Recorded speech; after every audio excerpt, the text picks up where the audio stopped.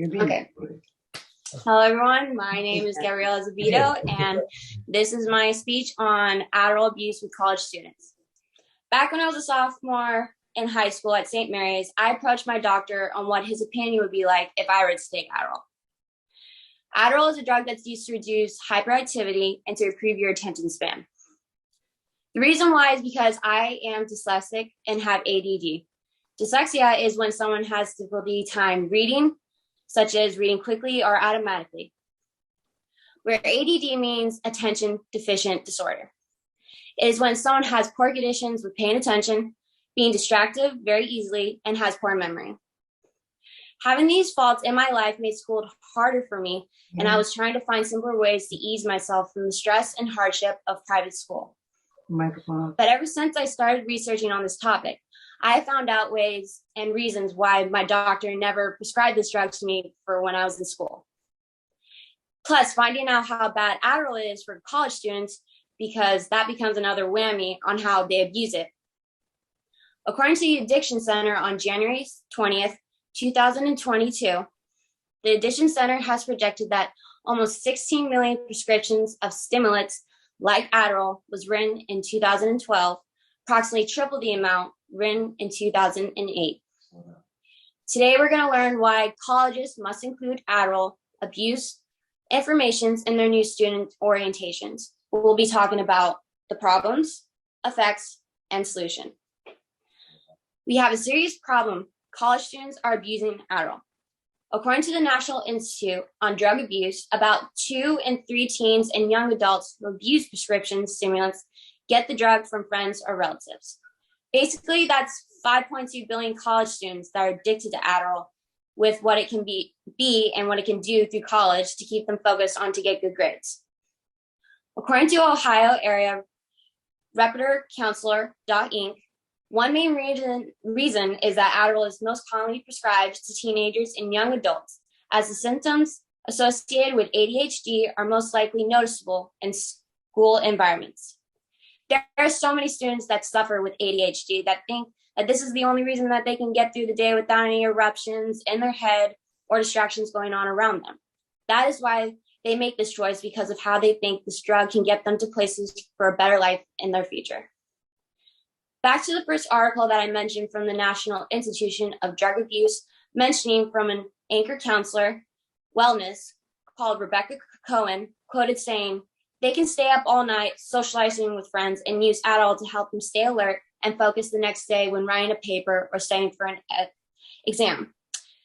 This shows how far students are willing to go in order to be successful, where they will have fun but stay focused on school at the same time." Now that we know the problem of why college students abuse Adderall, let's discuss the effects on the human body.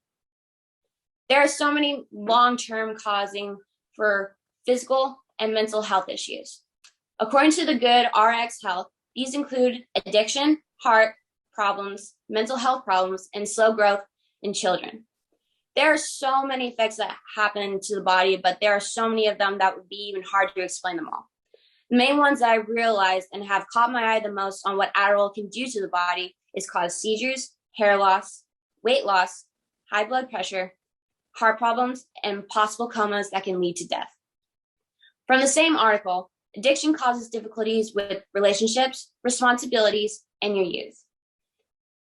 Addiction is the worst one when it comes to being physically and mentally strong. According to the Drug Watch website, people who take Adderall may experience new or worsening psychotic or manic symptoms, such as hallucinations or delusional thinking.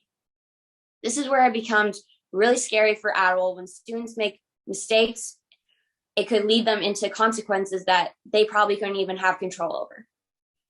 This is how powerful this drug is and how far it is people are willing to test their minds in any of the situation. Now that we have learned about the effects of Adderall, let's see the solution on how students can be more aware about it at school.